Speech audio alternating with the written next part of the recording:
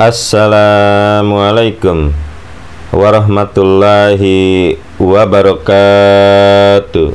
Jumpa lagi para pendengar Pelita Ilahi yang dianugerahi kasih sayang ilahi.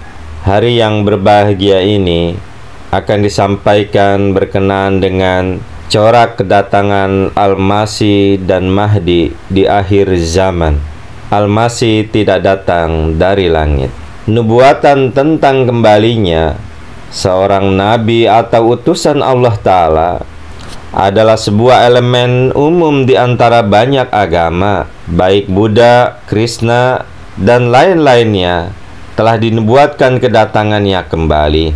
Setiap kali nubuatan tersebut dibuat, hal itu selalu dipahami secara keliru oleh orang-orang hingga kedatangan mereka kedua kali itu akan terjadi, sehingga mengakibatkan suatu kenyataan bahwa orang-orang terus mencari ke arah yang sangat berbeda dari mana ia akan muncul, dan akhirnya mereka gagal mengenali kedatangannya. Bukankah ini telah terjadi di zaman Nabi Isa juga? Bukankah orang Yahudi menanti-nantikan kedatangan Elia, yakni Nabi Ilyas alaihissalam dari langit, dan juga kedatangan Al-Masih sebagai seorang raja duniawi?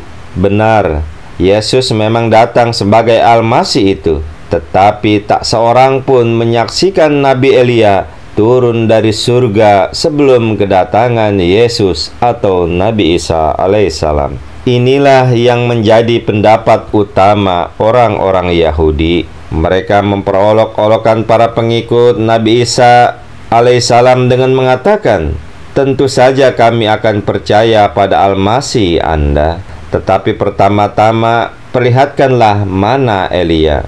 Jawaban atas hal tersebut dapat dibaca dalam Perjanjian Baru, yakni Yohanes Pembaptis adalah Elia yang disebut-sebut akan turun dari langit. Percaya atau tidak, kembali pada diri Anda masing-masing. Ini adalah fenomena yang berulang di seluruh dunia setiap kali seorang utusan Allah Ta'ala, seorang reformis suatu agama dikatakan akan datang ke dunia ini.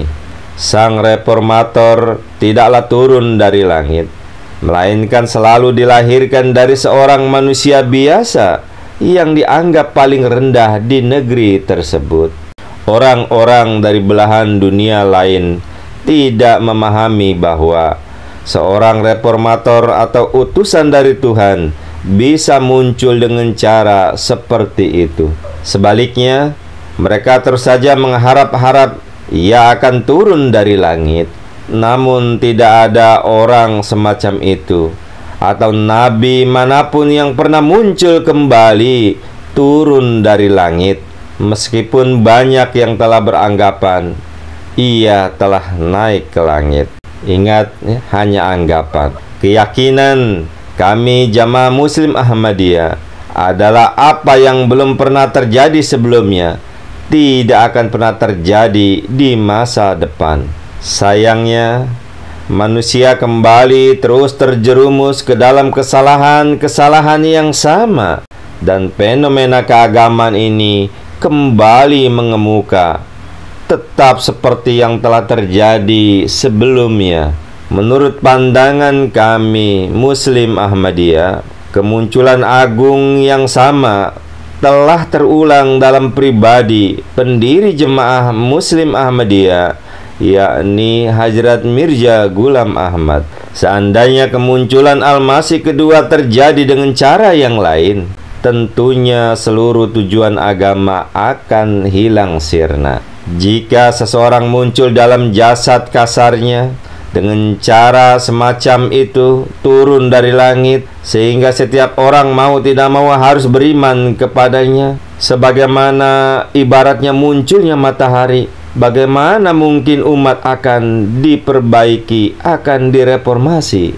Manusia tidak akan mencapai perubahan nilai apapun bila fenomena reformasi tidak dipahami dengan benar. Maka kita tidak bisa diharapkan akan memahami bagaimana dan di mana kita berharap sosok reformator tersebut. Para pendengar Pelita Ilahi yang dianugerahi kasih sayang ilahi, fenomena reformasi atau tajdid biasanya diawali dengan adanya eksistensi sebentuk tembok penghalang berupa penyiksaan, terpikir dan menuntut. Tuntutan selalu diciptakan mengelilingi sosok pembaharu tersebut. Dan setiap kali orang-orang berupaya menerapkan tembok itu, mereka harus menanggung perlakuan yang kejam. Bahkan ada yang terpaksa harus kehilangan istri dan karib kerabatnya dalam proses tersebut. Begitu hal itu terjadi, artinya sebagian dari perjuangan telah dimenangkan. Ingin bertemu dengan Tuhan, sementara diri bergelimang dosa, tidak memahami nilai-nilai agama yang benar. Ingin bertemu dengan Tuhan, tetapi tidak mau bekerja keras dan tidak mau berkorban, adalah upaya yang sia-sia. Untuk bergerak ke arah Tuhan, seseorang harus siap memikul penderitaan demi meraih Tuhan. Cara itulah yang akan mensucikan jiwa, dan hanya jiwa yang suci saja yang akan mendapati Tuhannya. Oleh karena itu, manusia harus memahami kondisi ini, sehingga mereka mampu memikul tanggung jawab keagamaan. Dan hal ini adalah bagian yang sangat sulit diterima oleh masyarakat yang jauh dari agama. Jika manusia dengan sukarela menerima fenomena ini, mereka akan terselamatkan. Jika tidak bisa, maka mereka akan hancur. Berbagai peradaban masa lalu yang menjadi ilustrasi kebenaran fenomena ini. Kerajaan Romawi, peradaban Maya Amerika Serikat adalah bukti-bukti nyata. Bangsa-bangsa selalu mengalami kehancuran manakala mereka tengah berada di masa-masa penuh kemewahan dan bukan pada masa-masa mereka. Tiada belas kasih bagi kaum Nabi Nuh dan Fir'aun tatkala mereka menolak utusan Allah Ta'ala.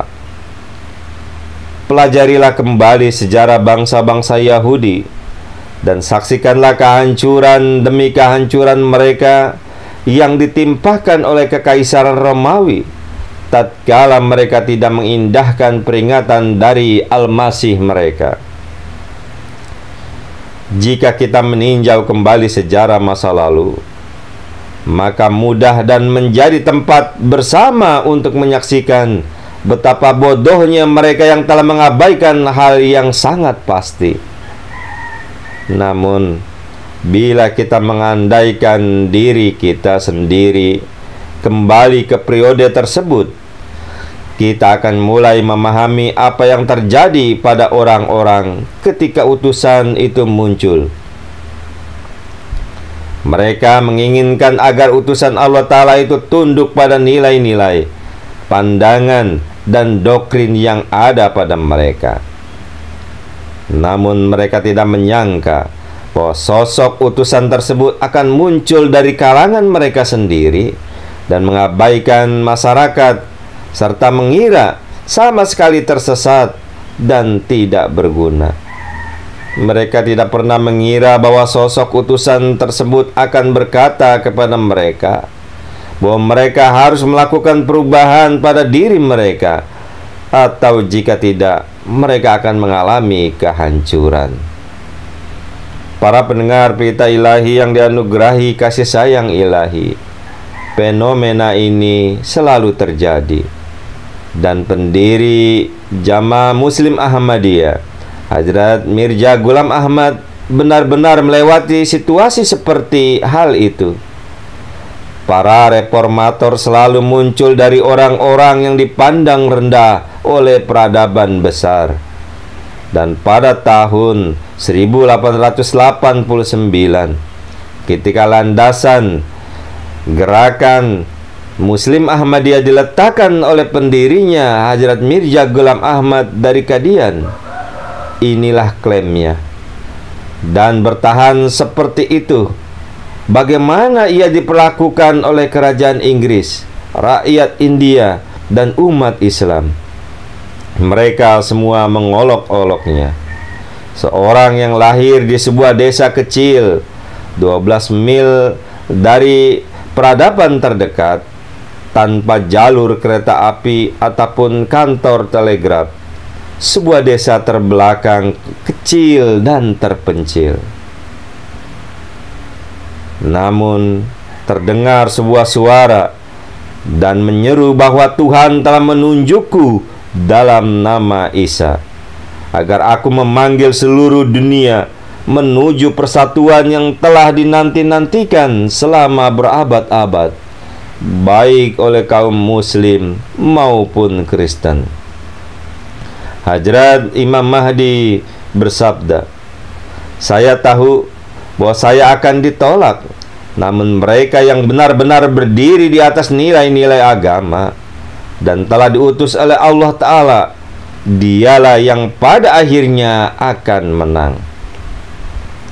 Para pendengar Pelita Ilahi yang dianugerahi kasih sayang ilahi, demikianlah beliau membuat nubuatan di tengah-tengah penolakan terhadap beliau, bahwa jamaahnya akan tersebar ke seluruh dunia, dan tidak akan ada satupun negara di dunia di mana pesannya tidak akan sampai.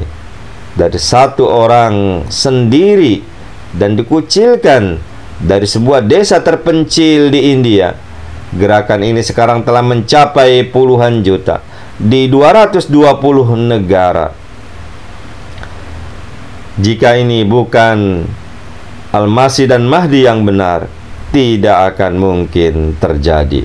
Itulah para pendengar Pelita Ilahi yang dianugerahi kasih sayang ilahi, berkenan dengan corak kedatangan Al-Masih dan Mahdi di akhir zaman. Al-Masih tidak akan datang dari langit dan tidak pernah akan muncul sampai kapanpun kita menunggu. Mudah-mudahan ini dapat bermanfaat dan kita dapat membuka pikiran dan hati untuk segera bergabung ke dalam bahtera Hadrat Imam Mahdi alaihissalam di akhir zaman ini. Allahumma amin. Wa akhiru da'wana anil hamdulillahi rabbil alamin. Assalamualaikum warahmatullahi wabarakatuh.